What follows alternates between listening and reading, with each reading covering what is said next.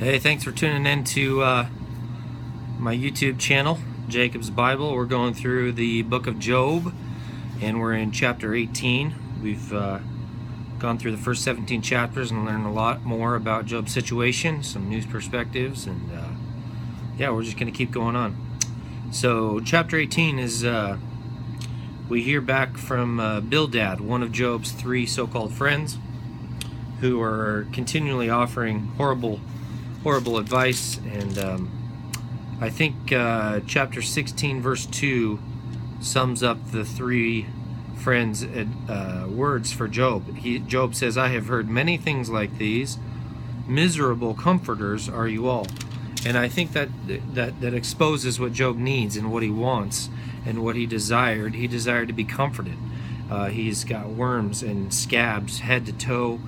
He's had his family has been murdered. His servants have been killed. His livestock and all of his riches and wealth have been stolen. And he's left with nothing but agony and torment. And he's continually thinking about the grave and continually thinking about how he longs to be in the earth. But yet he's crying out from a sincere heart. So that's kind of the story of Job so far. And we're in chapter 18, and we hear back from Bildad, one of Job's so-called three friends. Verse 1 says, "Then Bildad the Shuhite replied, 'When will you end these speeches? Be sensible, and then we can talk. Why are we regarded as cattle and considered stupid in your sight?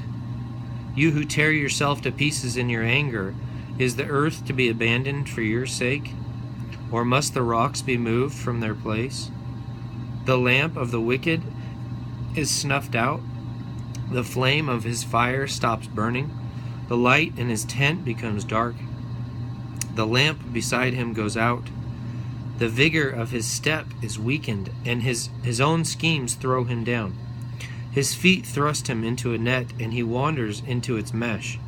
It's kind of the more the same here from Bildad and his friends. It's just observations and things, but it's like it's not even pertinent to Job's situation.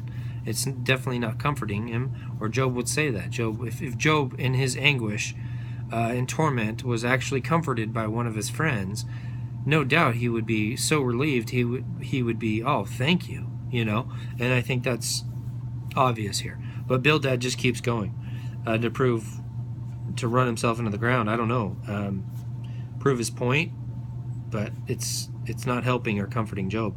Verse 8, "His feet thrust him into a net, and he wanders into its mesh. A trap seizes him by the heel, a snare holds him fast. A noose is hidden for him on the ground, a trap lies in his path. Terrors startle him on every side and dog his every step. Calamity is hungry for him, disaster is ready for him when he falls. It eats away parts of his skin. Death's firstborn devours his limbs. He is torn from the security of his tent and marched off to the king of terrors. Fire resides in his tent, burning sulfur is scattered over his dwelling. His roots dry up below and his branches wither above. The memory of him perishes from the earth. He has no name in the land. He is driven from light into darkness and is banished from the world. He has no offspring or descendants among his people, no survivor where once he lived. Men of the west are appalled at his fate. Men of the east are seized with horror. Surely such is the dwelling of an evil man. Such is the place of one who knows not God." So these words from Bildad, they're like a real bruiser. They're not pertinent to Job's situation. They're just they're really out there. But anyway, we're going to keep going. Job responds in chapter 19.